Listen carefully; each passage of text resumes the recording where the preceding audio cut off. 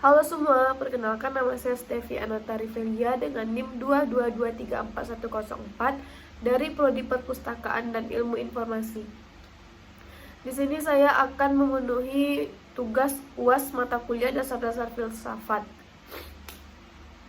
Pada kesempatan kali ini saya akan membahas materi yang berhubungan dengan jiwa dan raga dengan topik pengaruh media sosial terhadap kesehatan mental dan fisik mahasiswa.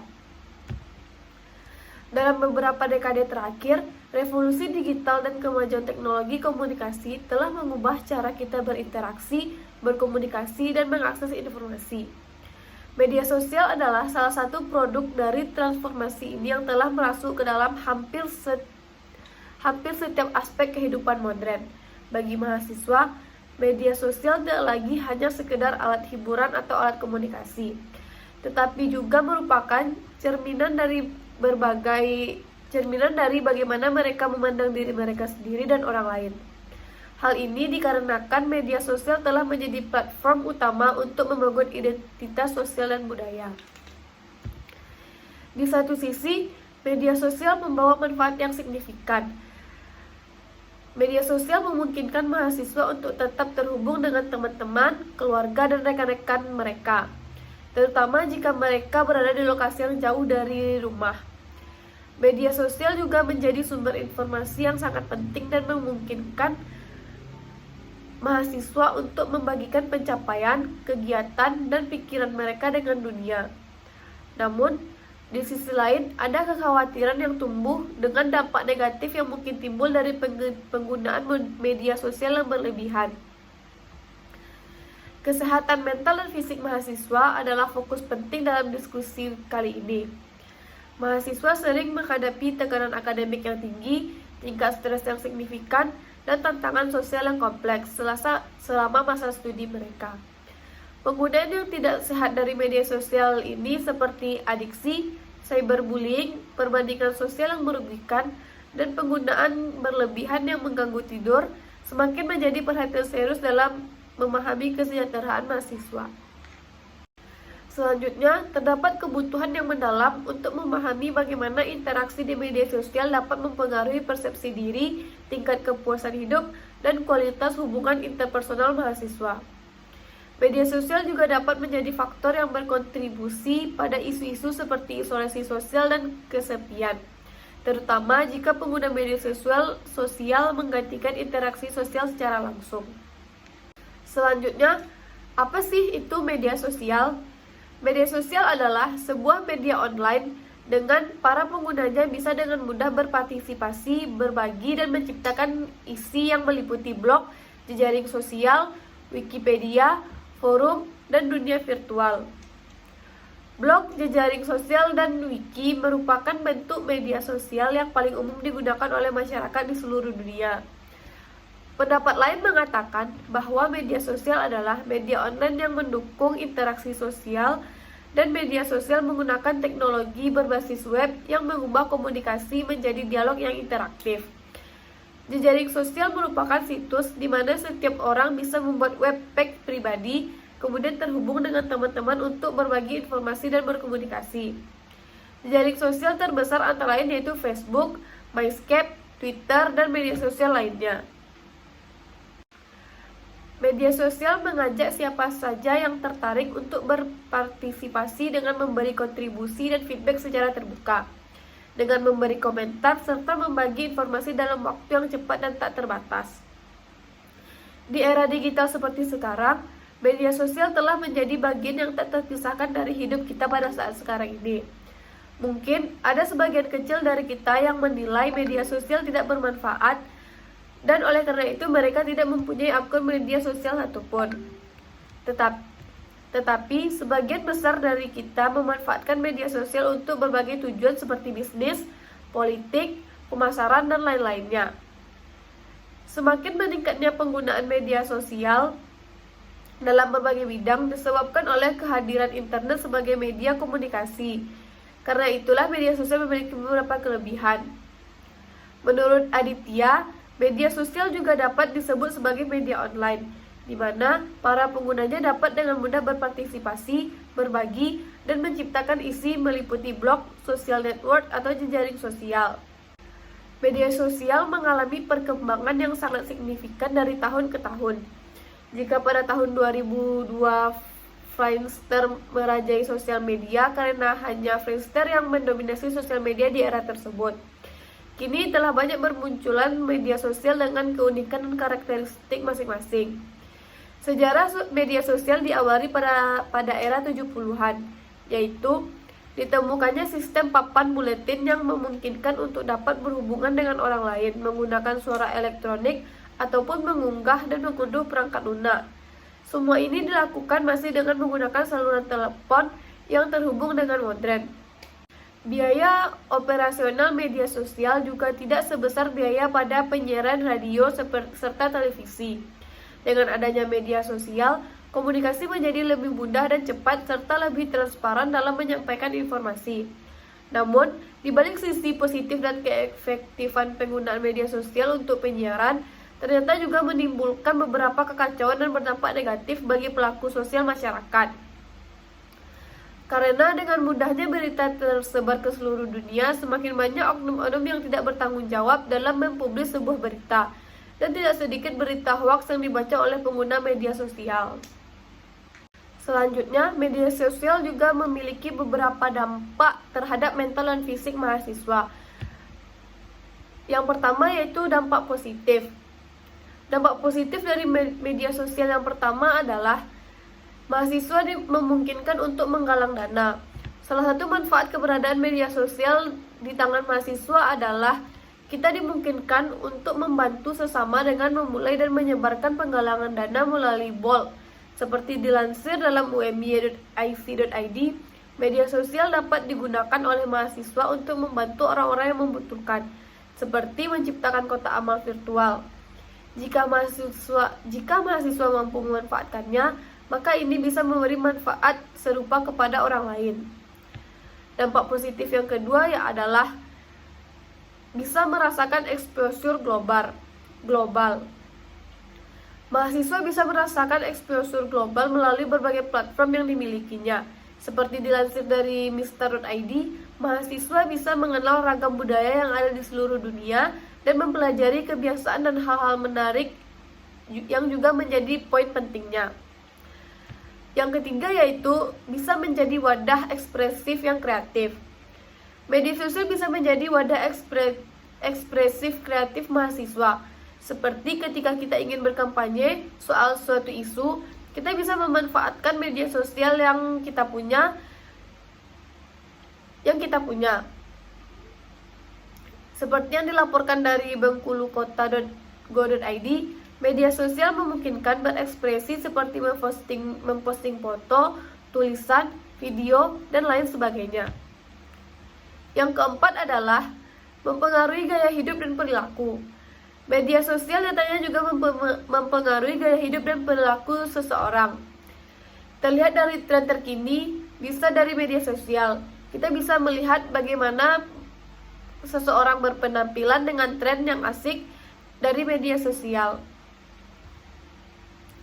Yang kelima, mencari referensi untuk tugas menjadi lebih mudah.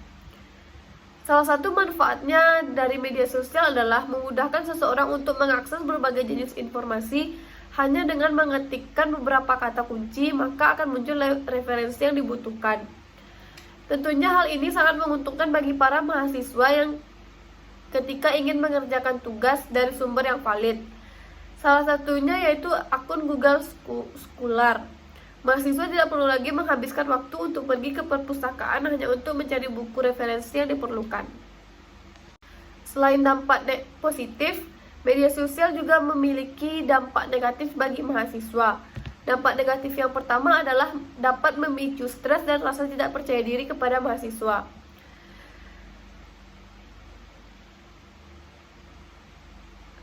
Media sosial dapat memicu dampak negatif bagi mahasiswa karena dapat memicu rasa stres dan rasa tidak percaya diri.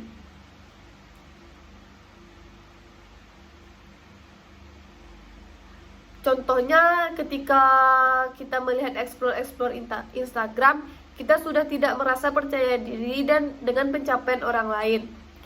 Sebagaimana dilansir dari bbaby.com, sebenarnya orang yang menggunakan media sosial tidak melampiaskan semuanya, mulai dari kelebihan hingga kekurangannya.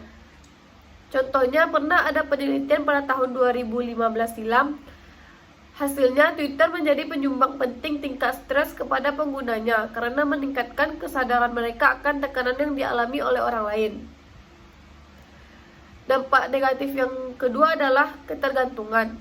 Semakin sering seseorang menggunakan media sosial dengan durasi yang cukup lama, maka akan semakin ketergantungan orang tersebut terhadap media sosial. Banyak para mahasiswa yang kecanduan akan media sosial tanpa mengenal waktu. Akibatnya, dapat menurunkan produktivitas dan rasa sosial antar teman pun menjadi berkurang. Dampak buruk lainnya adalah seseorang yang sudah ketergantungan terhadap media sosial biasanya menjadi lebih malas belajar, karena apabila belajar sambil memegang handphone, tentunya pelajar tersebut konsentrasinya akan terganggu dan lebih memilih untuk berlama-lama bermain handphone dan menggunakan media sosial. Yang ketiga yaitu kesehatan menjadi terganggu. Dampak negatif dari media sosial tidak hanya berpengaruh pada pendidikan saja, tetapi juga berdampak pada kesehatan. Salah satunya yaitu gangguan pada mata. Pancaran sinar radiasi yang berasal dari gadget, tulisan-tulisan kecil yang terpampang di layar, serta durasi penggunaan yang lama dapat merusak kesehatan mata. Bahkan, saat ini ada istilah gangguan penyakit untuk kondisi mata yang berkaitan dengan gadget, yaitu eye strain. Eye strain adalah gangguan pada mata yang terjadi akibat melihat layar gadget terlalu lama. Tidak hanya berdampak terhadap fisik, psikologis, atau kesehatan mental, seseorang dapat menjadi dampak negatif dari media sosial, seperti body dysmorphic disorder. Penderita dari gangguan mental ini ditandai dengan gejala-gejala berupa rasa cemas berlebihan terhadap kekurangan dari penampilan fisik diri sendiri, atau bisa disebut insecure yang berlebihan. Gangguan mental ini banyak terjadi pada anak-anak usia 15-30 tahun, yang mana usia tersebut kebanyakan para mahasiswa. Jika seseorang merasa memiliki tanda-tanda kesehatan pada psikisnya terganggu atau memiliki sikap insecure yang berlebihan sehingga mengganggu kehidupan yang mana dikarenakan terlalu sering menggunakan media sosial, maka sebaiknya segera konsultasi terhadap psikolog terdekat dan tidak boleh asal dalam mendiagnosis dirinya tanpa adanya konsultasi dengan psikolog. Yang keempat yaitu memicu kejahatan. Dampak negatif dari penggunaan media sosial yang cukup berbahaya adalah dapat memicu terjadinya kejahatan. Media sosial menjadi sumber bagi seseorang untuk melakukan tindakan kejahatan. Seperti yang kita ketahui di media sosial, di Instagram, Facebook, Twitter, dan lain-lainnya menyimpan data pribadi kita masing-masing. Data informasi pribadi inilah yang kerap dijadikan oknum-oknum yang tidak bertanggung jawab untuk berbuat kejahatan. Ditambah dengan mayoritas mahasiswa yang hidup jauh dari pantauan orang tua, akan semakin menambah faktor kejahatan yang terjadi di kalangan mahasiswa. Dampak negatif yang terakhir yaitu menimbulkan kecanduan. Awalnya, mahasiswa membuka media sosial hanya untuk mengisi waktu luang, mengatasi kebosanan, dan lain sebagainya. Namun, seiring dengan berjalannya waktu, kita membuka media sosial. Dengan membuka media sosial terlalu lama, akan menimbulkan rasa ketagihan, bahkan merasa kurang atau bahkan merasa cemas jika tidak membuka media sosial dalam sehari saja. Dari dampak negatif dan positif yang telah kita dapat dari penggunaan media sosial sebelumnya, terdapat cara-cara mengelola penggunaan media sosial agar tidak berdampak negatif pada kesehatan mental dan fisik mahasiswa. Cara yang pertama yaitu mengatur batasan waktu. Mengatur batasan waktu berarti menetapkan periode tertentu dalam sehari atau dalam seminggu untuk penggunaan media sosial. Hal ini bertujuan untuk mencegah penggunaan yang berlebihan yang dapat mengganggu aspek-aspek penting dalam kehidupan sehari-hari, seperti tidur dan produktivitas lainnya. Patuh terhadap batasan waktu tersebut adalah tantangan yang memerlukan disiplin diri. Ini juga membantu mengurangi isolasi sosial yang dapat terjadi ketika seseorang terlalu lama terpaku pada layar media sosial. Cara yang kedua adalah mengelola konten yang dikonsumsi. Mengelola konten yang dikonsumsi berarti secara aktif memilih untuk melihat, membaca, atau mendengarkan konten yang memberikan dampak positif pada kesejahteraan mental. Hal ini melibatkan penghindaran konten yang bisa memicu stres, kecemasan, atau perasaan negatif lainnya. Penggunaan media sosial juga harus mengembangkan keterampilan pemilihan konten yang membantu memelihara suasana hati yang positif dan mempromosikan pertumbuhan diri, agar tidak merasa insecure dan merasa kekurangan diri. Yang ketiga adalah membangun hubungan sosial yang sehat.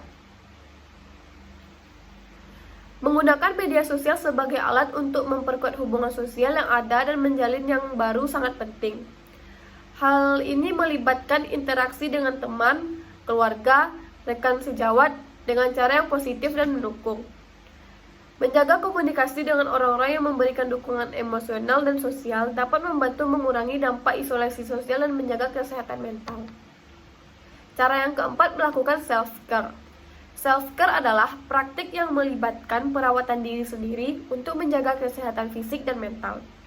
Hal ini termasuk melakukan aktivitas yang menyenangkan dan bermanfaat di luar media sosial, seperti berolahraga, meditasi, membaca atau menggambar, atau melakukan hal-hal yang kita sukai. Aktivitas ini dapat membantu melepaskan stres, meningkatkan kesejahteraan, dan memberikan kesempatan untuk meresapi momen-momen kehidupan tanpa gangguan dari dunia digital. Cara yang kelima yaitu menghadapi cyberbullying dengan bijak. Cyberbullying adalah masalah serius dalam media sosial. Menghadapinya dengan bijak melibatkan tindakan tegas seperti memblokir atau melaporkan pengguna yang melakukan pelecehan atau intimidasi. Selain itu, penting untuk membangun ketahanan mental, yaitu kemampuan untuk menjaga kesehatan mental dan menghadapi tekanan dan perlakuan negatif di dunia maya, dengan cara mencari dukungan dari teman-teman, keluarga, atau konselor juga dapat membantu untuk mengatasi dampak psikologis dari cyberbullying. Cara yang keenam adalah menggunakan sumber daya kampus yang ada. Kampus seringkali menyediakan berbagai sumber daya untuk mendukung kesehatan mental dan fisik mahasiswanya, seperti layanan konseling, fasilitas olahraga, serta klub atau organisasi yang berkaitan dengan minat tertentu mahasiswanya.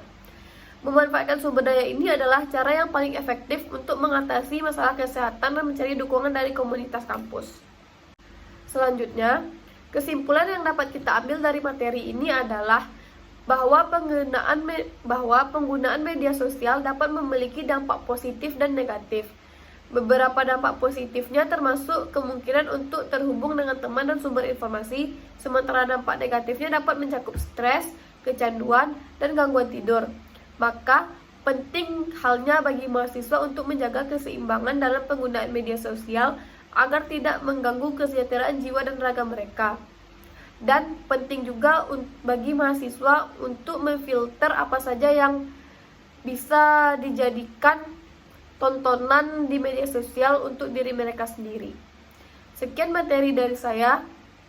Apabila ada kesalahan, mohon dimaafkan. Assalamualaikum warahmatullahi wabarakatuh.